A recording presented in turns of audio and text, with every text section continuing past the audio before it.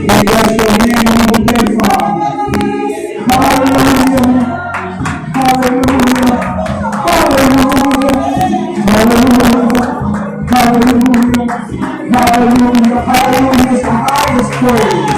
Hallelujah. Hallelujah. Hallelujah. With the fruit of our lips, we offer praise, God. Hallelujah. Hallelujah. Thank you, Lord. Thank you, God. Thank you, Jesus. Hallelujah. Hallelujah. Hallelujah. Thank you, God.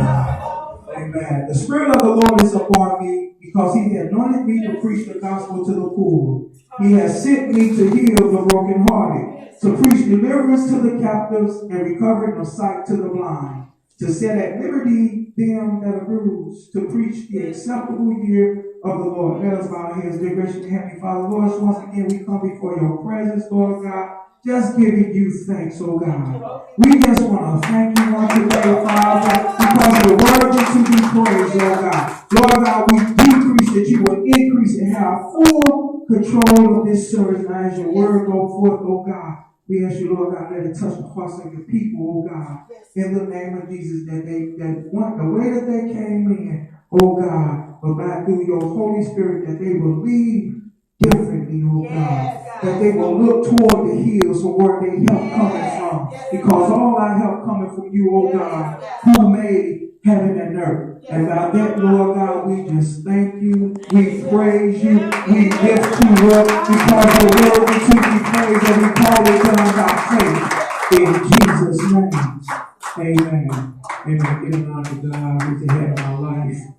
To everyone in their respective places, we'd like to welcome you all to Word of Life Christian Worship Center. We know that it's not by chance or by coincidence, but your steps were orderly designed by the Lord that you will hear this word on today. Amen. Amen. We're going to go right into the word. I'm not going to be before you long because we know that the weather is going to be getting bad, so we just want to get you out of here in a safe and timely manner. Amen. I was doing some studying, and God is so amazing because God takes the simple and the little thing that we don't even think about, and when He does those things and give us revelation on, we be in such of amazement because it's like, wow, I never really realized because it's just simple. And God does the things, God gives us simple directions to do things to make a miraculous manifestation.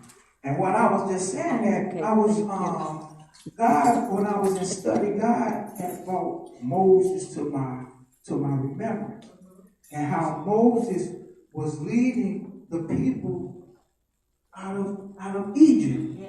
So when they were being pursued by Pharaoh and his army, they had came upon the Red Sea, and you know the children of the Israelites, I should say, the Israelites began to say, "Oh, Moses, have you brought us out here?" And I'm just paraphrasing a little bit. Have you brought us out here to be killed? And you know, God told Moses, He said, "Look in your hand." And Moses realized that he had that staff that he had. And then God said, "Stretch the staff forward." And by that, you know, sometimes we don't know that we got all the equipment and all the things that God has instilled with us, and we don't realize it. Because see, when Moses could have just, you know, when they came into their opposition and they was being pursued by their oppressor, God told them, "Look what is in your hand.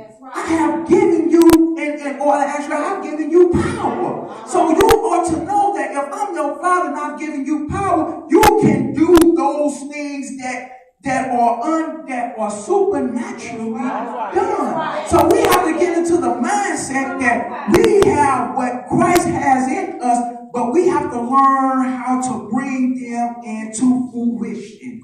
And how do we bring that? To fruition? Is that we begin to practice and we begin to speak those things that are not as though they were.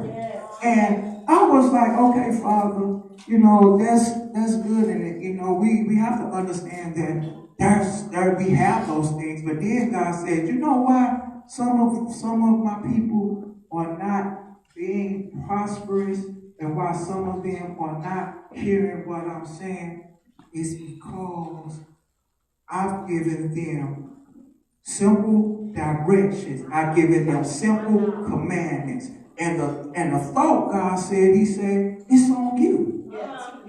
The message on today is it's on you. God said, I put the ball in your court. Now, what are you going to do? It's on you. Amen. So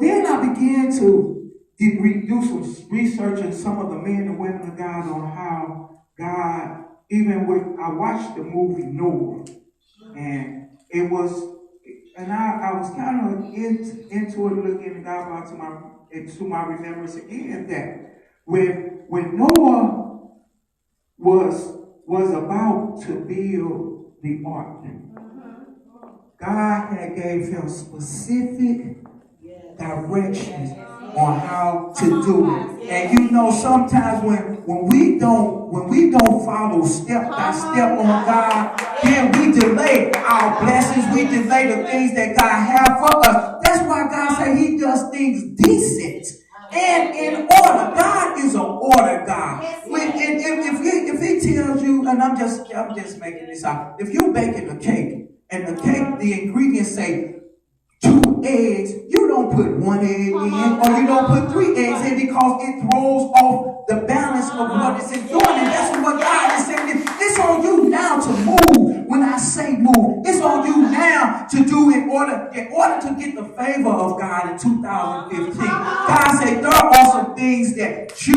have to do. I've already done what I want to say. Now it's on you. And I was like, oh God, it's on me now. Yeah, the ball is in your court. Now, if you want to be prosperous and if you want to have the favor of God, then you have to take the steps. And see, God say, I will direct your steps, but it's on you to make that move. See, we gotta do our thing. See, we can't just sit and wait on God to do the things that we want him to do. Oh God, I want you to bless me. Well, what do you require? What do you require me? Oh God. Well, we asking God for all these things. Lord, can you do this for me? Lord, I want this to happen. Lord, I want to be prosperous. Lord, I want to be a blessing to others. But God said, it's on you now. I gave you the power. Yes.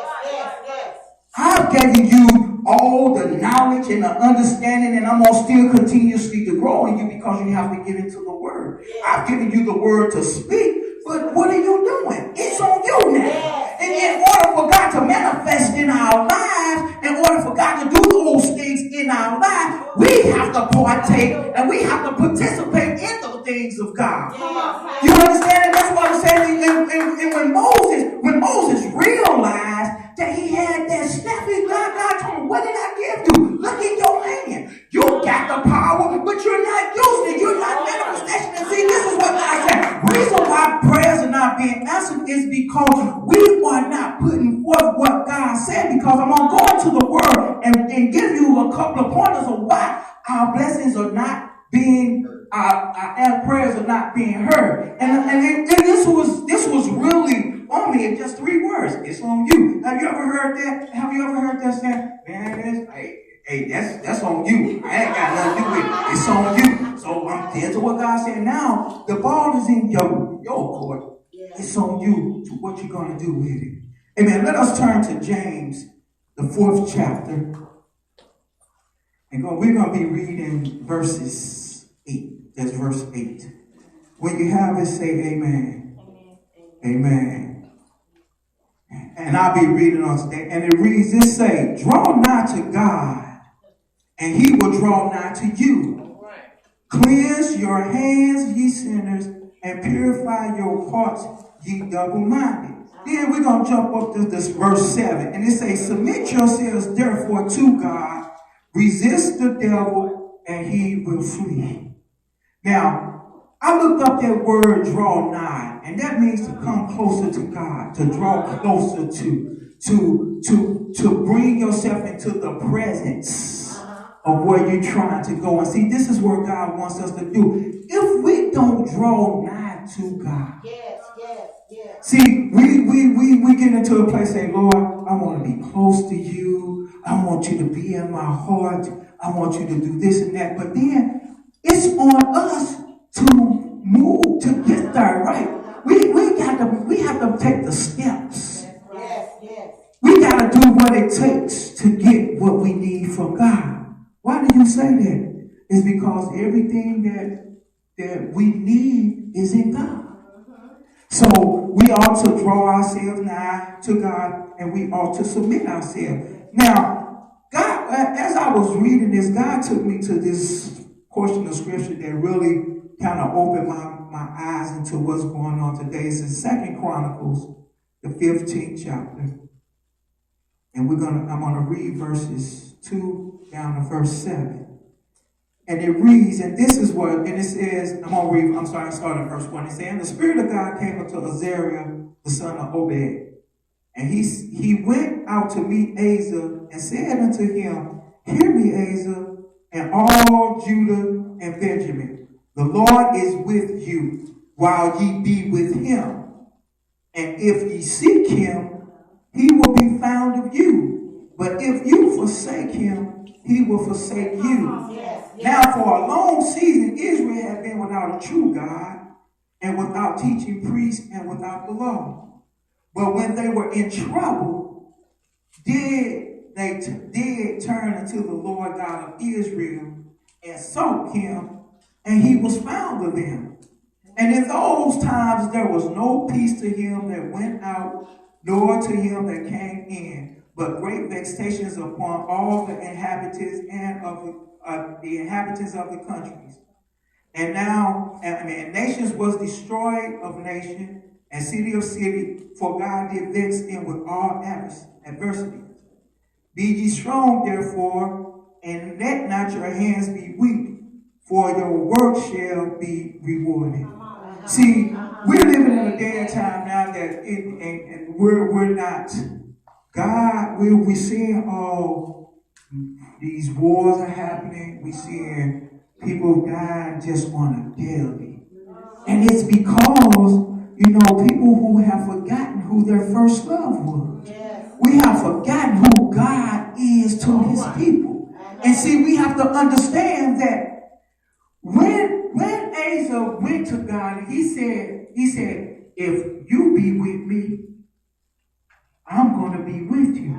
But when you forsake me, I'm going to forsake you, because you're not doing your part. God is so faithful to us. God is so faithful to us that he does everything for us.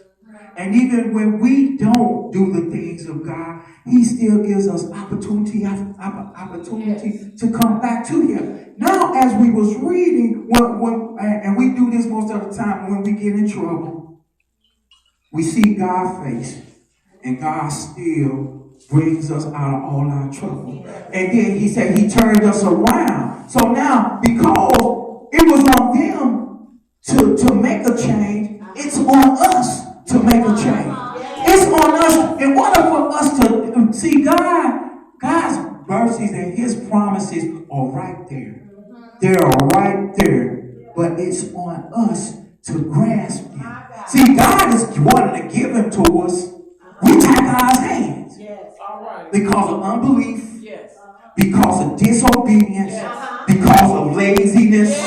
Because of procrastination. All these things we hinder God's hand because he's ready to give. See, God is ready to give, but it's on us to grasp hold to it. What the word says, he said that the kingdom of heaven is like the kingdom of heaven is like, and I read this verse wrong, and I'm not quoting it right, but it's like divide and suffer. that the violence take it by force. So we have to take what's ours. Now, what I mean by that is that God's word, He's helping. Amen. Thank you. So we have to know that God is waiting. God is ready. He's waiting to bless us. Yes, He is. But are we ready to be blessed? See, sometimes we have to understand, are we ready to take on what God wants to give us? Yes. See, God prepares us and He sets us up, but are we ready? And see, we can look at it in this aspect. How many of us I know every one of us have always said, man, I wish I could win the lottery. Yes. And then you would say, I would do this, that, and the other. But as soon as you get that money, you have a whole different aspect on what to do. See, this is what God's saying. So God is ready to bless us. But are you willing? Are you ready to receive those blessings of God in order to do the kingdom work that He has set for you? See, we have our own agenda. And see, our agenda is not the same as God, because God has a totally other agenda for us. Case in point, let us turn to Luke chapter 11. St. Luke chapter 11. And I'll be reading verses 9 through verses 13. And it reads, and I say unto you, ask, and it shall be given you. Seek, and ye shall find.